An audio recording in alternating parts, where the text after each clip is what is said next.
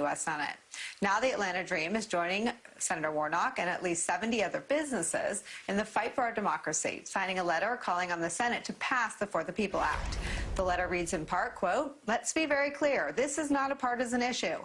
The For the People Act is not about choosing one party or one issue over another. It is about common sense reforms that protect and expand our democracy and put the power in the hands of the people. It is about reaffirming our founding principle that we can chart our own course as a nation." Joining us now, two-time WNBA champion Renee Montgomery, now a part owner of the Atlanta Dream, as well as a vice president of the team. Michael Steele is still here. We had so many conversations heading up to the election about the work you were doing to not just get out the vote, but to make voting easier in the middle of a pandemic in places where it wasn't always obvious where and how you could vote. From what you did, Republicans want to shut most of that down, as I understand it. Arena voting would be much more difficult if these laws passed. How do you combat all that good when one of the two governing party was to shut it all down? You know, the first thought for me, thank you for having me on the go. The first thought for me. Thank you for being here. Congratulations on all your big new roles. Thank you. You know, my first thought is, boy, we must have done something good.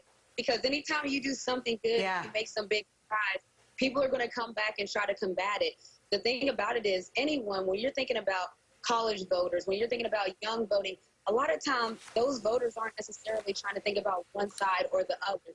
They're more issue-based. You know, this younger generation, they're very aware of what's going on. They want to know both sides of the issue. They want to know both sides of the argument. So for me, the main issue is we should be able to hear both sides, and we should be able to figure out, make an informed decision about what we think. I mean, we saw what happened in 2020 when people showed up and showed out. Georgia showed up and showed out. So we want to continue that, keep that same energy. Obviously, we know that there's going to try to be some blockers and different things, but the main question is, what's the problem in having a debate? You know, I had a short stint at the Harvard School of Business, and that's the whole premise of when you're trying to argue an argument. You have to hear both sides of the debate. So my thing is, we want to hear both. Like, why couldn't we do that? Well, so then what does it say to you about the Republican Party that they didn't just obstruct the legislation, they blocked the debate? I mean, they don't want people to hear both sides. They're not coming to this debate with a different way to guarantee the right to vote or to guarantee election security. There was no election fraud, so it's pretty logical that they have nothing to say on that front. But how do you sort of shake this loose? Everything in Washington feels so broken. Yeah, I mean, it's a broken system. If we're not allowed to talk about what's going on, there's a problem there. You know, like, it's not even, people have to understand, we're not even talking about to pass the bill or not. Right now, we're debating on, can we talk about it? I think that needs to be understood, because when we talked about in 2020, that election felt like we were fighting for democracy. It feels a lot like that again, where we're fighting for a certain level of democracy to be able to talk about things, debate things on the Senate floor where they should be debated. I think that people need to understand their power. This is all a reaction to what happened last year. This is a reaction to people using their power to vote. And so these are now reactions, and I don't think they're okay. I think that people understand that we should be able to talk about it. It's nonsense that we can't.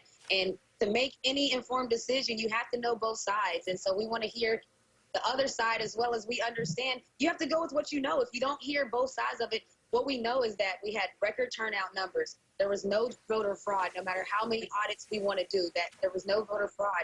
We know who won the election. It was a success. Why wouldn't we just continue down that path? I do not know. You know, Michael Steele, when we look at these debates in Washington and we cover the usual actors that you and I have known for the course of our careers, it's really dark. It's a grim picture. But when you look at sort of changing the picture and you look at the successes that Renee has had just in the last 6 months, it is sort of that slice of hope that maybe somehow the whole debate gets shaken up in a different way. Well, it relies so much on the energy and the passion you just heard from Renee and what she brought to the game, if you will, last fall. And what is important now, you know, on her words, is that we got to keep this going. You know, I've been saying this for a while. 2020 was a warm-up to 22 and 24. I mean, I can give you chapter and verse what's going on in some rooms on Capitol Hill right now in preparation for 22 and 24. It ain't pretty. You're just seeing the outward stuff. The ground game and the strategy is all about the power and the money that align themselves in a way that causes the Senate minority leader to basically sound like the majority leader. Right? It's like, oh, we're just not going to do any of this. We're not going to have the debate. We're just going to block the conversation. So civic involvement and engagement right now is so critically important.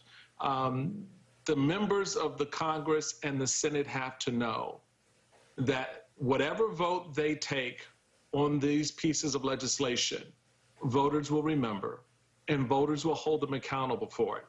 You put your finger on an important point in the last segment, Nicole, and I wish we had explored it a little bit more, is that there have been no consequences for the last 5 years for all of the crap load of stuff we've seen Republicans say, do, and act on, right? There hasn't been no consequence. So now they're out there rigging the game at the state level and the county level with the vote. And what's the expectation of consequence? They're basically thumbing their nose at voters and saying, what are you going to do about it? And so what Renee is talking about is, oh, we got something for you. We got something for you. And whether you put an obstacle for us to get to the ballot box, we will get there. It's like that old Negro spiritual, you may not get there, but I'm going to get there. I may not get there with you, but I'm going to get there. And that's the goal right now for a lot of voters around the country, is that what Republicans are underestimating is that the voters will get to the ballot box. You can put it in a black box and stick it in a corner in a haunted house. Folks gonna show up. They're gonna be outside. Go ahead, Renee. Lined up. Yeah, I see you ready to jump. Listen, I'm scared of haunted houses, but I will show up. If they put it there, I will show up. But to Michael's point, and thank you for your words, Michael, but that, to your point, the obstacles put in front, they're going to make harder rules now. Everyone has to have an ID. Student IDs aren't possible. We saw the young vote turnout. We saw the Gen Z turnout. So what now? Student IDs maybe not be acceptable. We understand what's going on. That's the scariest thing, I think, that should be understood. We understand what's going on. So whatever rules, whatever blocks get put in front of us, we'll just work past them. Okay, student IDs aren't available. Everybody, time to get your license ready, get your IDs ready, then get your passports. That's just what it's going to have to be. Whatever roadblocks are there, we just have to move past them. But Michael Steele, can I just jump in here? I mean, that is not how it's supposed to be. There was no voter fraud. So I hear all the Democratic activists who are like, you know what, if they build a more complicated hamster maze, we'll just teach our voters how to climb through it. They'll go over the bridge, under the trap. They'll put on a helmet so they don't get hit by the rocks.